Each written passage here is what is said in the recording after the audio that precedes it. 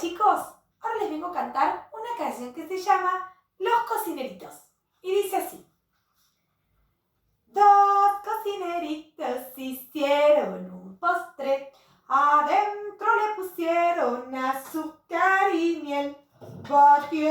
Batieron y en el horno lo pusieron. Vino un león y se lo comió. Y ahora tres cocineritos hicieron un postre, adentro le pusieron azúcar y miel. Batieron y en el horno lo pusieron. Vino un perrito y se lo comió.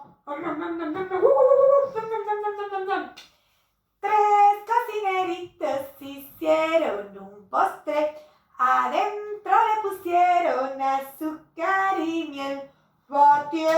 Batieron y en el horno lo pusieron.